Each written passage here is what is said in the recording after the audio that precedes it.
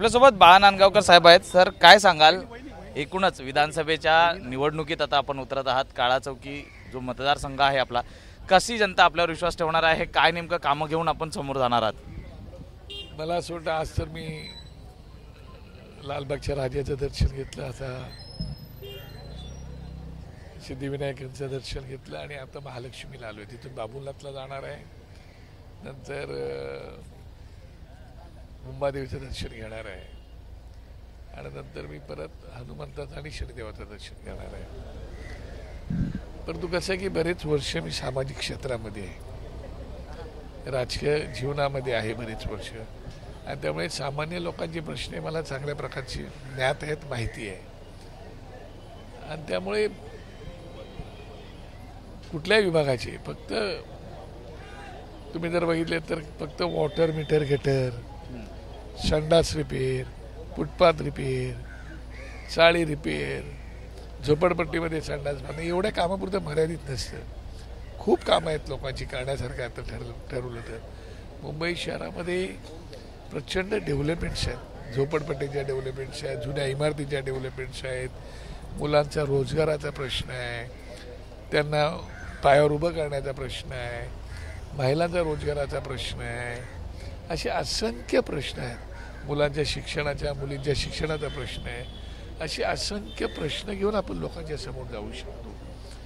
केवळ तेवढ्यापुरतं. आणि आपल्या लोकांना नेमकं काय हवं आहे ते तुम्हाला कळलं पाहिजे.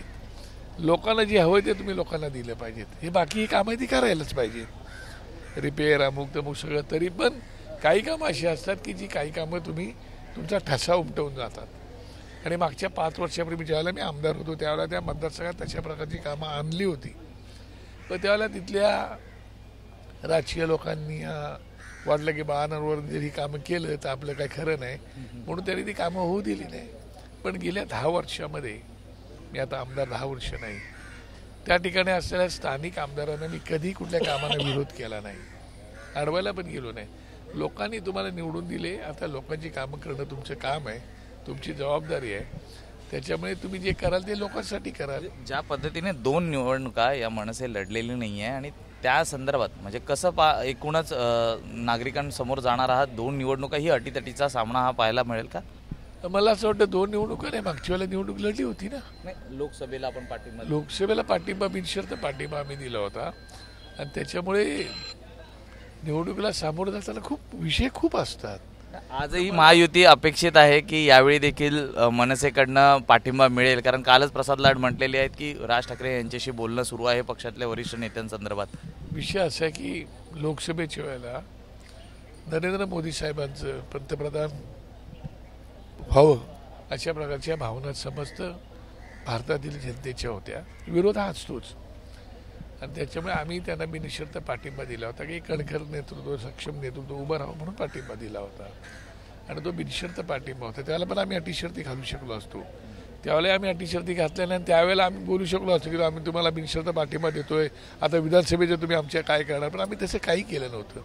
त्यामुळे ते त्यांच्या पक्षामध्ये मुक्त आहेत, आम्ही आमच्या पक्षात मुक्त आहोत. त्यामुळे आम्ही आता आमच्या काही उमेदवार जाहीर करतोय आणि 200-250 जागा उभ्या करण्याचं ठरवलेलं आहे. आता त्याच्यात आता राजकारणामध्ये काय होतं, कधी काय होऊ शकतं. त्याच्यामुळे जर साहेबांबरोबर त्यांच्या काही वाटाघाटी चालू असतील तर पाहता येईल पुढे काय करायचं ते. मग महायुतीत राहणं न राहणं हा शेवटी हेडक्वार्टरचा निर्णय असतो. माझे सुप्रीमो आणि त्यांचे सुप्रीमो असं मिळून तो निर्णय होणार असतो. पण आजच्या तारखेला तरी आम्ही आमचे उमेदवार जाहीर करून आम्ही सुरुवात केलेली आहे. मनसे यावेळी पूर्ण ताकदीने या संपूर्ण निवडणुकीत उतरण्याचं पाहायला मिळतं. स्वतः राज ठाकरे बाहेर विविध दौरे करताना पाहायला मिळतं. एक कडवं आव्हान हे महायुती आणि महाविकास आघाडी समोर असणार आहे. नाही, तसं आव्हान द्यायचं कारणच येत नाही ना. कोणाला आव्हान द्यायचं काय कारण आहे? आपल्याला एवढंच कळतं की आपल्याला महाराष्ट्राच्या लोकांच्यासाठी काम करायचं आहे. छत्रपती शिवाजी महाराजांनी जसं महाराष्ट्राच्या जनतेचं गोमटं व्हावं अशा भावना त्यांच्या होत्या, तसंच महाराष्ट्रातील जनतेला चांगलं काहीतरी मिळावं, जगाला हेवा वाटेल असा महाराष्ट्र घडवावा अशी साहेबांची अपेक्षा आहे, त्यांनी पाहिलेलं स्वप्न आहे. आणि त्यासाठी आम्ही निघालो. आणि त्याच्यामुळे कोणाला आव्हान द्यायचं, मग ती महाविकास आघाडी आहे की महायुती आहे, तसं काही विषय नाही. आम्हाला आमचा पक्ष घेऊन जायचं आहे आणि जनतेचे प्रश्न सोडवायचे आहेत. एक शेवटचा प्रश्न, वारंवार टीका हे अमोल मिटकरी करताना पाहायला मिळत आहेत. एकंदरीत मनसेच्या आक्रमकतेच्या भूमिकेनंतर ही त्यांची जी शब्द आहेत ते काही थांबलेले नाही आहेत. मला वाटतं की अमोल मिटकरींनी आपण कोणावर बोलतो त्याचा विचार करायचा असतो. आम्ही शरद पवारांवरती बोलतो का, आम्ही अजित पवारांवरती बोलतो का, त्याच्या आपण आपली उंची बघून बोलणं फार गरजेचं असतं. एक नंबर 2, काय बोलावं राजकारणात त्यापेक्षा काय बोलू नये फार महत्त्वाचं असतं. आणि आपल्याला जर राजकारणातले जे काही टीका टिप्पणी असतात, विडंबन असतं, काहीतरी खोचक असतं, हे जर आपल्याला अवगत होत नसेल तर त्याच्यापुढे मी काहीच करू शकत नाही. राज ठाकरे काय बोलले होते, त्याच्यावर त्यांनी काय भूमिका घेतली, त्याच्यापुढे मी काय बोलू शकतो.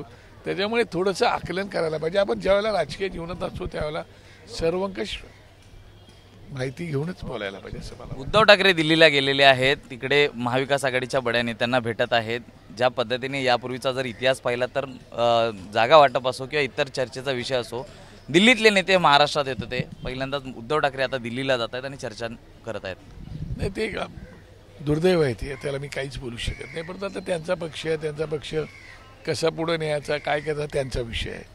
परंतु ह्याच्यापूर्वी दिल्लीचा पंतप्रधान असो, दिल्लीत म्हणजे देशाचे पंतप्रधान असो किंवा राष्ट्राध्यक्ष असो, हे मातोश्रीवरती यायचे आणि मान्य साहेबांना, मोठ्या साहेबांना आमच्या भेटून जायचे. आता दुर्दैवाने आपणच एक प्रकारे जाऊन आता त्यांना भेटतो आहोत. हे त्या पाहिलं तर ते थोडीशी वाईट वाटण्यासारखी घटना आहे ती. पण आता ठीक आहे, खंत वाटणारच ना.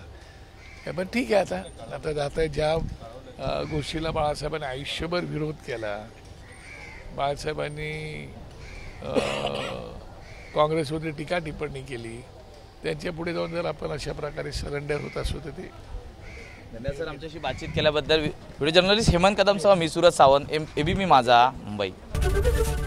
एबीपी माझा, उघडा डोळे बघा नीट.